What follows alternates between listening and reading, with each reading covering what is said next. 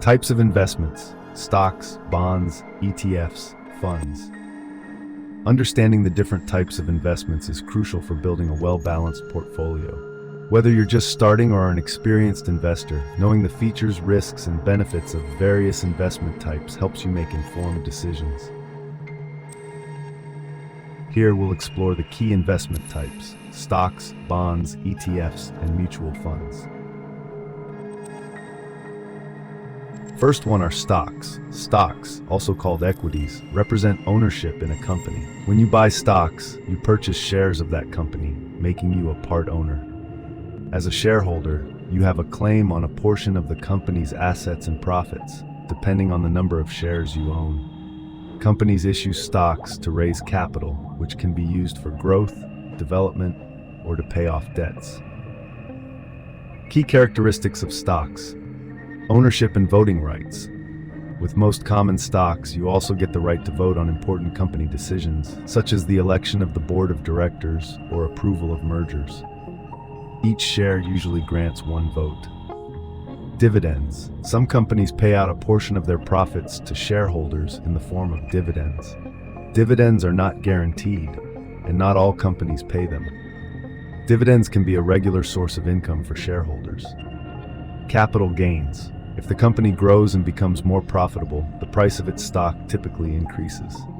If you sell the stock for a higher price than what you paid, you make a capital gain. Risks. Stock prices are subject to fluctuations based on factors such as company performance, industry trends, market conditions, and economic news. Stocks are considered high-risk, high-reward investments. Types of stocks. Common stocks. The most common type of stock, offering voting rights and potential dividends. However, common shareholders are last in line to receive company assets in the event of liquidation. Preferred stocks. These often don't provide voting rights, but offer fixed dividends, which are paid before common stockholders receive theirs. Preferred stocks are generally less volatile than common stocks, but may not provide the same level of capital appreciation. Why invest in stocks? Growth potential. Stocks have historically offered higher long-term returns than other types of investments, such as bonds or savings accounts. Inflation protection. Over the long term, stocks tend to outpace inflation, preserving the purchasing power of your investment. Liquidity. Stocks can be bought and sold easily on stock exchanges, making them a relatively liquid investment. Second are bonds. Bonds are a form of debt investment where you lend money to a government, corporation, or other entity in exchange for periodic interest payments, known as coupons, and the return of the bond's face value or principal when the bond matures. Bonds are often considered safer than stocks, but they typically offer lower returns. Key characteristics of bonds. Fixed income. Bonds provide predictable income through regular interest payments. The rate of return is typically fixed when the bond is issued, which is why they are known as fixed income securities. Lower risk. Bonds are generally less volatile than stocks and are often used to diversify a portfolio. In case of bankruptcy, bondholders have priority over stockholders in receiving compensation from the company's assets. Maturity date.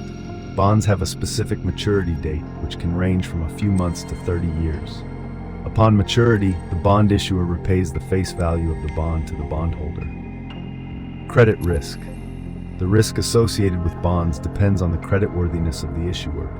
Government bonds, like U.S. Treasuries, are considered very safe, while corporate bonds carry a higher risk but offer higher interest rates as compensation. Types of bonds. Government bonds. Issued by national governments, these are considered the safest type of bonds. For example, U.S. Treasury bonds are backed by the full faith and credit of the U.S. government. Municipal bonds. Issued by local governments or municipalities to finance public projects. These bonds are often tax-exempt, making them attractive to investors in higher tax brackets. Corporate bonds, issued by companies to raise capital. Corporate bonds tend to offer higher interest rates than government bonds due to higher risk. High-yield bonds, junk bonds. These are bonds issued by companies with lower credit ratings, meaning there is a higher risk of default. However, they offer higher potential returns in the form of higher interest rates. Why invest in bonds? Stability. Bonds are generally less volatile than stocks, making them suitable for conservative investors or those nearing retirement. Income generation. Bonds provide regular interest payments, making them a good choice for investors seeking income. Diversification.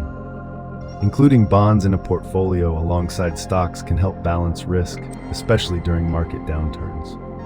Third are ETFs, exchange-traded funds. An ETF is an investment fund that holds a collection of assets, such as stocks, bonds, or commodities, and trades on an exchange like a stock. ETFs are designed to track the performance of a specific index, like the S&P 500, sector, or asset class. Unlike mutual funds, which are priced once daily, ETFs can be bought and sold throughout the trading day. Key characteristics of ETFs. Diversification. ETFs allow investors to own a broad portfolio of assets without having to buy each individual security. For example, a single ETF might give you exposure to hundreds of stocks. Low costs. ETFs typically have lower expense ratios compared to mutual funds, making them cost-effective. This is because most ETFs are passively managed and simply track an index. Liquidity. Like stocks, ETFs are traded on stock exchanges, meaning you can buy or sell them throughout the day. Tax efficiency. ETFs tend to be more tax efficient than mutual funds because they experience fewer taxable events, such as capital gains distributions. Types of ETFs. Stock ETFs track the performance of a basket of stocks. Some ETFs may focus on a specific sector, such as technology or healthcare, while others may track a broad index like the S&P 500. Bond ETFs. These invest in bonds and offer exposure to types of fixed income securities. They provide regular income through interest payments. Commodity ETFs allow investors to invest in commodities like gold, oil, or agricultural products without having to own the physical commodity. International ETFs provide exposure to foreign stocks and bonds, allowing investors to diversify geographically. Why invest in ETFs? Diversification at low cost. ETFs offer instant diversification and can help reduce risk in a portfolio. For example, instead of buying individual stocks, you can invest in an ETF that tracks the entire market. Flexibility. ETFs can be bought and sold during market hours, giving investors flexibility to react to price changes throughout the day. Transparency. Most ETFs disclose their holdings on a daily basis, so investors know exactly what they're investing in.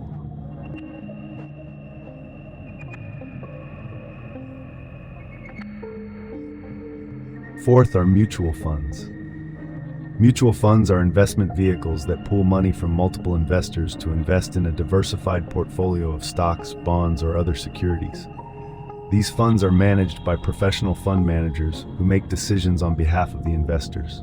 Mutual funds are priced once a day after the markets close, and investors buy or sell shares at the fund's net asset value, NAV. Key characteristics of mutual funds. Professional management. Mutual funds are actively managed by professional portfolio managers who conduct research and make investment decisions. Diversification. Mutual funds invest in a variety of assets, providing diversification that helps reduce risk. Liquidity. Mutual funds can be easily bought and sold, although not as quickly as stocks or ETFs, since trades are executed at the end of the trading day. Fees. Mutual funds often charge management fees and sometimes sales fees, also known as loads, which can reduce your overall returns.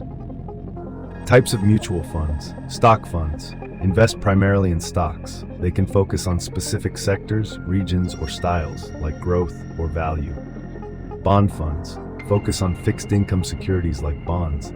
These funds are generally less volatile than stock funds and provide regular income. Balanced funds. These invest in a mix of stocks and bonds, aiming to balance growth with stability. Money market funds. These invest in short-term debt instruments and are considered low risk. They provide liquidity and stability, but offer lower returns. Why invest in mutual funds? Access to professional management. For those who don't have the time or expertise to manage their investments, mutual funds offer access to experienced fund managers. Diversification. Mutual funds spread your investment across many assets, reducing the impact of poor performance by any one asset. Variety. With mutual funds, you can find an option that fits almost any investment strategy, whether you're looking for growth, income, or a combination of both.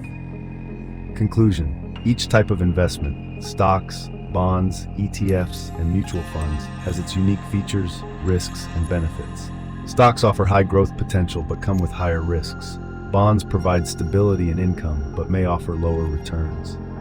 ETFs offer cost-effective diversification, while mutual funds provide professional management at a higher cost. The right investment mix depends on your individual financial goals, risk tolerance, and time horizon.